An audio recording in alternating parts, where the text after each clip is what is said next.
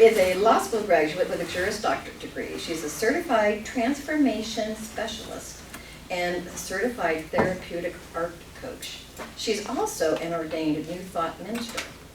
Michelle was born and raised in Glendale, California, and lived in Hawaii for 27 years before returning to California. She's a proud member of Seroptimus International of Oxnard. She is single and has no children. She notices her maternal instincts come out toward her clients. Michelle's business is Scared and Sacred. Her book, Scared and Sacred, is a coloring journey that unites tools for releasing from the grip of fear with the meditative benefits of coloring. She also has a radio show called Scared and Sacred on Blog Talk Radio. Michelle is a speaker, author, and teacher who is passionate about helping everyone to be brave enough to show up as all and what they truly are in each moment, because it's living this truth that's creating our new leaders. So, welcome to Michelle. Thank you to Lynn for organizing and allowing me to be speaker today. Thank you, Sharon. I have a handout. And what I'm going to be talking on today is women and leadership. And you might not think of yourself as a leader, but I want to invite you to change that perspective, because women now, whether they're in a position that has a title of leader, are being looked at as leaders. With all of the changes that women speaking their voices, from Me Too to showing up now in more and greater numbers as political leaders, women are being looked at as, wow, they have something in them I hadn't seen before. So just because of the way the perspective of women is being changed and shifted, you're already being seen as having leadership potential. So why not own that yourself? You're also being seen as leaders by Seroptimus. And when you look at our roadmap for success, it's asking us to speak up to get members. It's asking us to speak up to get funds. And when we do our dream programs for either the youth in our Dream It Be It or the people that we give our Live Your Dream Awards to, we're being looked at as role models. We're being looked at as how women being in the world live and do things. And then the last place that we're leaders, and we're being seen as leaders more and more, is in our families and our circle of friends. And when I did a book signing on Saturday, this was made obvious to me. A woman came up to me and was sharing how her grandchildren are so scared because of what they see in the news and on social media. And their great fear at that moment was what's going on in the Amazon rainforest. Mm-hmm. And she bought my book to be a way, to be a safe space for her grandchildren to come and talk to her through coloring. So this is one of the ways that women are now being a safe place for these tricky kinds of conversations and being a leader in their own either family or friend circle. So what I'm going to share with you is ways to step into leadership as a woman and as yourself, because it's that way that you'll make the greatest and the most unique impact.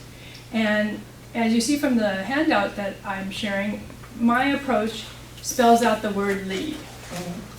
And the first letter of lead is L. And so the first tool, the first way to step out as a leader is to be love, but with a spine.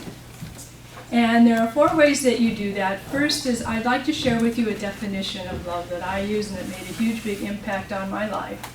And that is to be willing to be in the same space as.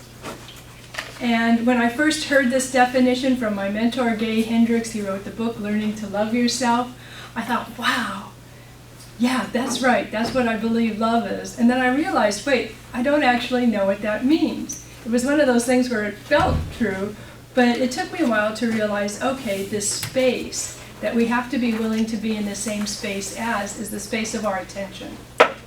And I was one who used to have affirmations all over my mirror saying, you're so beautiful, you're so vibrant, you're so fluid and alive. And I didn't believe a word of any of them. So, no surprise, they didn't make any big impact on me, and I didn't make any big impact as them. But when I thought, okay, am I willing to be in the same space as myself as my age? Well, yeah, I kind of have to be, that's what it is. Am I willing to be in the same space as myself and own this is how my face is changing? This is how my body is changing. Well, yeah, I am. I'm willing to accept that. I'm willing to be in the same space as me that way. I could feel a shift going on inside of me that was, yeah, I kind of love myself even as that. And so that's how I adopted the definition for love, as willing to be in the same space as. Now, the way that you add spine to this is through integrity. The integrity of knowing what's important for you. The integrity of knowing what is your truth. And your truth doesn't have to be something big. Oftentimes it is. Maybe there is one. But it could be something as simple as, my truth is that I get a lot of pleasure from crocheting. This is just an example off the top of my head. But gosh, this is what we need in the world right now when there's so many serious things going on, when there's so many negative things getting so much attention. We need people who have ways of feeling happy in their life and then sharing that with us so we can learn it or free ourselves to feel happy ourselves. This is a way of being a leader. When you own that truth, when you know that truth, then you need to speak your words, make agreements, and have your actions all be in alignment with that. When you do that, it becomes easier to say no to things you really don't want to do in the first place instead of reschedule, make up excuses. And then it becomes easier to say yes to something even if you feel good about it, even if it's important to, hello, you. And this is the way that you give love a spine, because what you love is what you're going to want to be putting your attention, your words, your agreements, your actions with. The next way you give love a spine is by facing your feelings. And this is where women have the opportunity to truly shine, because we're willing to be that type of vulnerable that says we have feelings.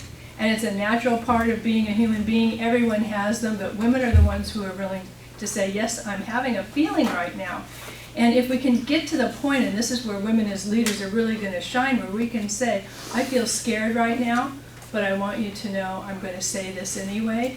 Or what you said, I feel scared hearing that, and here's why. Would you say more about what you just said? When we can admit that there's a feeling attached to what it is that we're going to say, what it is we're going to do, if feelings can become something that's as pure and simple as and easy as a weather report, then they won't be this huge big deal. It becomes a block to communication and connection. And this is where women are going to be the leaders, are going to open up this kind of connection, this kind of collaboration, this kind of creativity that's going to create a space inside of us for intuition to come in, for instinct to come in. And the last way that we can give love a spine is through gratitude. But before we can go to gratitude, the first thing we need to really be is thankful. There's a difference between the two. And I hear gratitude more and more being used as almost a knee-jerk reaction to a feeling. So someone will say, oh, this really horrible, sad thing happened. And I feel so grateful that I knew this person, so that I had this experience. And so they've totally blocked their feeling of sadness or grieving instead of inviting someone in to share it. Or this really happy, wonderful thing happened to me. I'm going to get this awesome amount of attention and money and greatness. And I'm so grateful to my team, to God, to anyone but me who made it happen. That's a way of taking away from the joy of this jubilant experience that this person, no doubt, worked really hard for. So in Thanksgiving, what's more important is to allow yourself to fully and completely receive the wonderful thing that's happening, the wonderful person that's happening, the wonderful gift that you've been given. Allow yourself to fully receive it, to maybe play with it, to own it, to say, yeah, this is mine now. And then to celebrate it, to have a smile, to have a feeling of joy come over you, so that then when you say thank you for it, it becomes a kind of aloof. So you're giving a gift to the person, the experience that gave it to you, and then they have something that they then feel thankful for. So you create this loop of gratitude, this loop of thanksgiving, when you can genuinely receive what you feel grateful for. So that's love with a spine. When you're in this position of having a truth, of owning it, of being strong in it, next you'll find yourself, even without necessarily wanting to, being called to express it, to teach it. And so I'd like to share with you a few tips for expressing your truth, expressing what's important to you. One is, choose your words carefully, because there are certain words that we use automatically that take away our power and that prevent us from making our biggest impact as a leader, as a woman, as a speaker. The first word is just. You're not just you. You're not just asking a question. You don't just have something you want to say. You're a woman of someone who has a truth that she owns and that means something to her. And so you're going to say what you're going to say. You're going to ask the question you're going to ask. You don't just have a feeling. You don't just have an opinion. So notice how often you use the word just. It's going to be really hard to completely eliminate it. But if you start to notice it, you might find ways that, I think I won't say that, and you'll be able to catch yourself before you speak it. The second word is because. We don't have to explain ourselves. We don't have to always tell the story of why we're doing something, because what that really is almost a way of apologizing for what we're going to say, for having an opinion, for being strong, for standing up and feeling like we believe in something and that it's important enough to us that we want to share it and maybe make it important to someone else, that we have to really explain it, and in that way actually minimize it and us. And then the last way that we can take away the impact of what we're going to say or what we've already said is by apologizing. And this is something that I find I have as a thorn in my side right now, because I hear it too much. We don't have to be that sorry. There's nothing we have to be that sorry about. And I'll give you an example. I was in a training the other day. And by its very definition, training means you don't know it. You don't know everything. And there was a trainer, and there were 2 other young women and me who were being trained. And one of the women did what we were being trained on and was given feedback. It wasn't criticism, it was feedback. She received this feedback, first of all, by saying, "Oh, I'm so sorry I did that." Then she said, "Oh, I should have done this, I should have done this, I should have done this." That's actually a second way of apologizing. Then she said, "Okay, I will never do that again. Thank you so much for telling me that." Which is a third way of apologizing. This was from someone who's maybe in her 20s, and this is the way that she received feedback.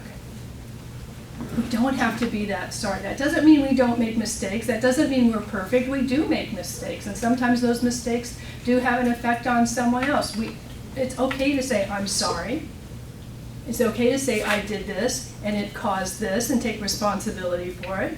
It's okay to ask, "Now, how can I help you right this situation that snowballed from what I did?" It's okay to say it once, but we don't have to be the one who's punishing ourselves for it. We don't have to be the one who's beating ourselves up over it. So those are ways that you can take away the impact of the words that you're going to be saying or what your truth is and how you want to communicate it. In terms of when you have to speak in public, one of the things that Sir Optimus asks us to do is increase public awareness, so that may mean speaking in front of a couple of people. Before you actually even open your mouth and say your words, take a breath.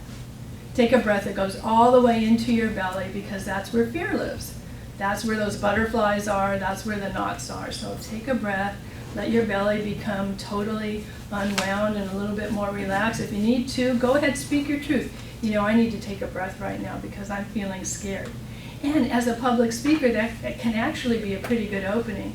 A lot of times when I'm speaking to people that are a group I don't belong to or that I don't really know all that well, I'll admit I'm feeling scared now, but what I want to say is so important to you that I'm going to take a breath and I'm going to do my best to share some really, what I believe is life-changing information for you, or something like that. It's a way to get the audience to understand, oh, this is a real person in front of me.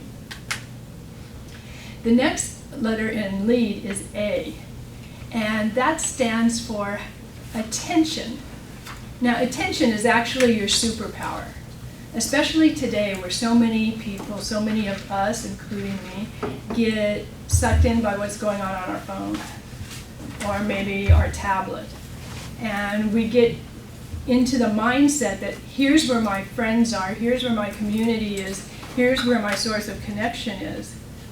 That this ability to be one-on-one with a human being who has a heart and who has eyes and who has ears that are right there for you, when that happens, it has an absolutely palpable impact and effect. So notice how you give your attention. Do you let it land? Where do you let it land? Is the person that you're trying to let it land on actually there with you? And if they're not, do they have a barrier of fear? Are you saying something that's maybe triggering something that's coming up in them? Or notice, is there some sort of a chemical maybe situation going on here, in which case you're never going to make an impact until that person is clear in themselves. So notice, am I wasting my attention, my superpower, my precious gift here? And that is how leaders end up making their community, making their tribe, finding their fans, finding their followers, because the ones that are willing to engage with them, the ones that are willing to listen to them, the ones that are willing to give them their attention are the ones that are going to be their supporters. Now, one of the ways to express yourself in a way that gets people's attention is to be really clear and concise in what you're saying. And one of the things that I invite clubs that I speak to do is to have a meeting where you come up with your elevator pitch. You know, what is Seroptimist? What does my club do? Why am I a Seroptimist? 3 simple things that make Seroptimists come alive when someone, and you forgot you had your name tag on, and they look and they see the bling.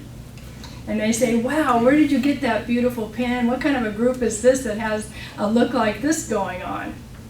So when you have your elevator pitch, you give them the 3 things, and next thing you know, they're joining you at a meeting, and next thing you know, they're joining your club. So use the superpower of your attention and use the way of expressing your truth in your words. It's going to make a big impact. The last letter in the word D, and the last tip for becoming a woman as a leader, is the word discovery. When you start speaking your truth, when you start expressing your truth, when you start showing up as your truth, you're going to find that there are some people that you may rub the wrong way. You're going to find that there are some people who may disagree with you. You may even unknowingly create some sort of a controversy and find yourself being challenged. Rather than shifting into a place of defensiveness, allow yourself to shift into discovery. Allow yourself to become curious. Because what may actually be happening is you standing as yourself in your truth may make someone feel scared within their own selves, have something from who knows where in their childhood come up, and so they'll feel like attacking you is better than kind of figuring out what's going on within them. The other thing is you may be speaking something that's so new and so different, so foreign, that people are totally confused by it.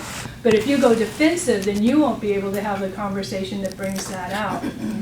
So when I say discovery and curiosity, here's an instant way to shift into that. And it's with the word, and go like this, When you do that, you immediately feel yourself becoming curious. Now, of course, in a conversation, in a meeting, you're not going to do that, but if you even just silent, but Renee would, but most of us would not.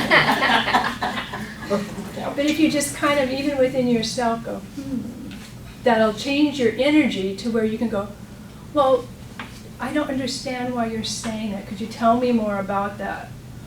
Or it'll allow you to, within yourself, become curious rather than defensive, thinking you've done or said something wrong, and see, oh, this person is kind of blurry-eyed. Something's going on with them, and they're not even really them or here right now. And then you'll be able to handle the situation in a way that's going to be able to deflate it and take the fire out of it. You can tell the person, well, thank you for sharing that, I appreciate it, and kind of end it right there. With someone else, you can say, well, can you tell me more about that? Or why do you think that?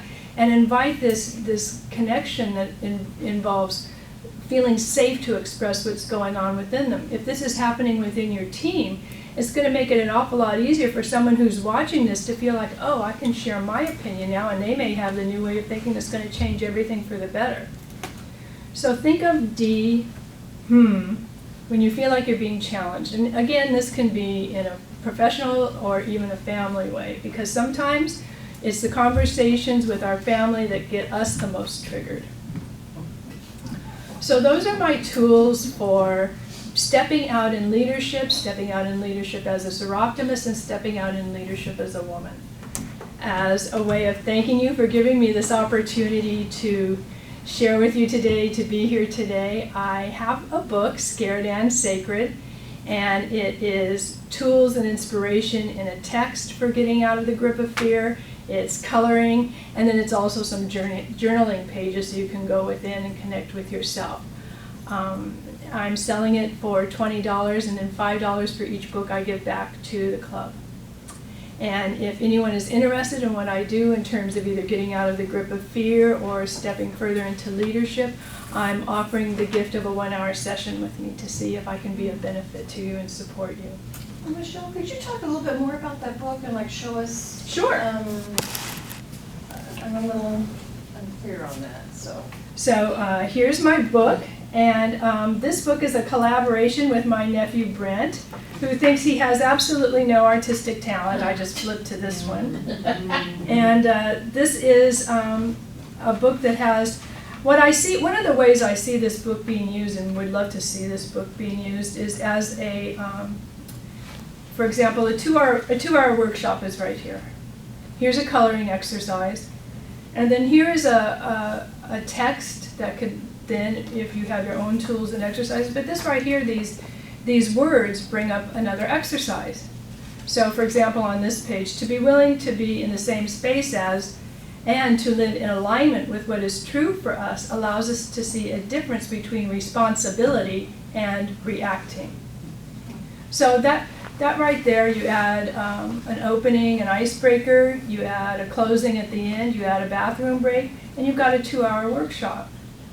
And you've done it in a way that's going to make an impact on someone who is maybe facing some fear, is maybe wondering how can I show up bigger and better? How can I keep from being triggered? All of this just in these 2 pages. Okay. Yes. For our guests in the room, Seroptimus has 2 programs, and one of them is Dream It, Be It, and it's where we help, it's a workshop that we have for teenage girls aged 14 to 18, and it's like a half-day workshop, and we do mentoring and just let them, you know, it's a safe place, and it's just a great event. So. Yeah, and we give them some career study resources, and it's just so supportive, and we kind of pick girls that maybe are slipping through cracks and don't get as much attention, so it's a great program. Oh, this is awesome. So yeah, that's my book. Wow, Sharon, thank you. So that's about my book, yeah. And are there any other questions I can answer about anything, including about me personally, or what I do, or my talk? What recommendation would you give to, I'm thinking of my past life, let's think of a young female in a man's environment, and how does she's like continually like put down or dismissed, how does she be strong without being, quote, bitchy? Well, I think speaking the truth. You know, when we let these things fester and we get angry, that's where the bitchy might come out. And second of all, be brave enough to be bitchy, because when people start calling you bitchy, what they may really mean is, wow, she's being strong and scaring me. Yes. Or nasty. Yeah, and when you're just speaking the truth, you know, I would rather you use different words when you spoke to me, because what I'm hearing is you would really rather I did this report in a different way, but the way you're saying it is attacking me as a person, as a female, as a something or another. That's good. So I think that just, again, though, speaking our truth can be the scariest thing that we do. Yeah. But I think that that's also what, you know, is going to be the least bitchy or you know, inciting some sort of an argument, sort of a way of responding to what feels like an attack. Or and you know, I feel like, in a way, I almost feel sorry for men right now, because I think they don't know what to do with us anymore. You know, it's like, oh my gosh, they're actually being seen for who and what they are, and I don't know how to handle it. So they're probably quite awkward, and maybe what they really just need is to be educated. And maybe not, but I mean, you know, that may be one perspective of dealing with them, even when they're in a position of power. Thank you. But I think it's a lot about iMessages, and I think that one of the reasons that we kind of stuff feelings and stuff, and then when we finally decide to do something, it's all about trying to blame the other person and make them wrong. So, you know, what Michelle was saying, I totally agree with, you know, I feel, I think, I need, you own it. You don't blame the other person. And even when you're saying, you know, I would feel better if this happened rather than this happened, it's creating an environment where the other person can actually hear you because they don't feel attacked. And when you do feel attacked and you do feel like this person is gonna, you know, is saying these things in this way and then they're gonna label you bitchy again, go into, you know, let yourself have just that pause for a moment where you can come back from curiosity. I wonder why you chose to use the words, you know, whatever it was. And then notice within yourself, is there some sort of trigger within you that maybe is happening too? Mm-hmm. Anyways, happy to be here. So proud of you, Michelle. Thank you, Ari. Thank you for coming. Fabulous.